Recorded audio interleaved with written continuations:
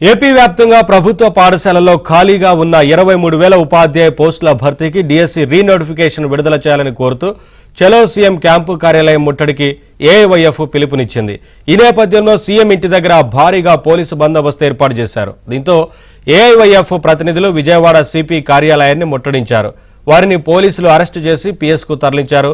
దీనిపై మరింత సమాచారం మా ప్రతినిధి లీలా అందిస్తారు.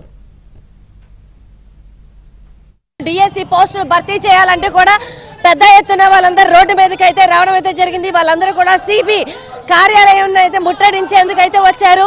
వారందరూ వారి ప్రధాన ఎజెండా ఏంటి, మెగా డిఎస్సి పోస్టులు చేయాలంటూ కూడా వీరందరూ పెద్ద ఎత్తున కూడా వచ్చారు. ఇది సార్ చెప్పండి, మీ ప్రధాన ఎజెండా ఏంటి?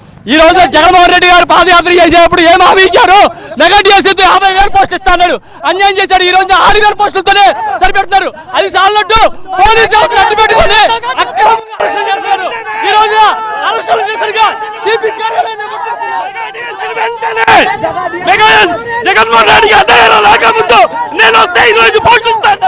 ఇప్పుడు నువ్వు మాట తిప్పమని సిగ్గుందా?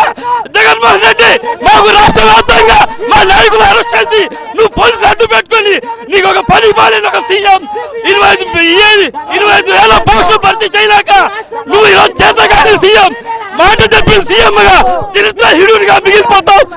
వచ్చే ఎలక్షన్ లో 24 ఎలక్షన్ లో విద్యార్థులు తప్పకుండా గుణపాఠం చెప్తామని ఈ భాగంలో తెలుసుకుంటాం. సీఎం రాష్ట్రంలో సీఎం ఎన్నికలకు ముందు ఎన్నికల అధికారంలోకి వచ్చాక వెంటనే అయితే చూడండి,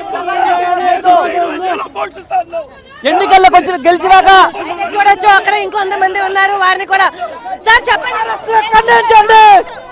ఈ రోజు జగన్మోహన్ రెడ్డి గారు 4.5 ఏళ్ళు అవుతున్నా సరే ఇప్పటికీ కూడా ఉద్యోగాలు ఇవ్వకుండా కాలయాపన చేసి ఎలక్షన్లో 2 నెలల ముందు 6,000 పోస్ట్ చాలా దుర్మార్గం. మెగా డిఎస్సీ పేరు మీద నిరుద్యోగుల్ని దగా చేయడం రాష్ట్ర ప్రభుత్వం తీవ్రమైన చర్య. ఇది అక్రమ అరెస్టులతో ఈ రోజు 4.5 ఏళ్ళు గడుస్తూ ఉన్నా సరే ఉద్యోగాలు ఇవ్వకపోగా ఎలక్షన్ 2 నెలలు ఉన్నప్పటికీ 6,000 పోస్టులు ఇవ్వడం చాలా దుర్మార్గమైన విషయం. ఇప్పటికే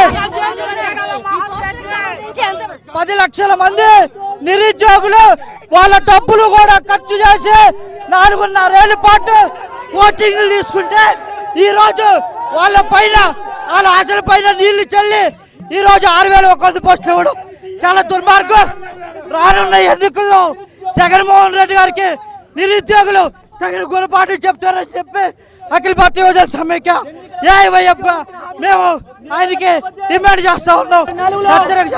అయితే చూడొచ్చు కదా, ఇది ఇక్కడ ఉన్నటువంటి పరిస్థితి. సిపి కార్యాలయాన్ని అయితే మాత్రం మీరు ముట్టడించడం అయితే జరిగింది. చూడొచ్చు, డైరెక్ట్ గా సిపి కార్యాలయానికే వచ్చారు. సిపి కార్యాలయాన్ని ముట్టడించేటటువంటి పరిస్థితి అయితే ఉంది. కమిషనర్ ఆఫ్ పోలీస్ కార్యాలయాన్ని ఈ రోజు వచ్చి పెద్ద ఎత్తున కూడా వీరందరూ కూడా ముట్టడించడం అయితే జరిగింది. ఏఐవైఎఫ్ వాళ్ళందరూ కూడా ఏదైతే ఉందో డిఎస్ పోస్టులు సుమారుగా 10 లక్షల మంది దానికోసం ప్రిపేర్ అయ్యి ఉంటే కేవలం 6,100 పోస్టులు ఏ రకంగా ప్రభుత్వం రిలీజ్ చేస్తుందంటూ కూడా వీరందరూ పెద్ద ఎత్తున ఆగ్రహం వ్యక్తం చేస్తున్నారు.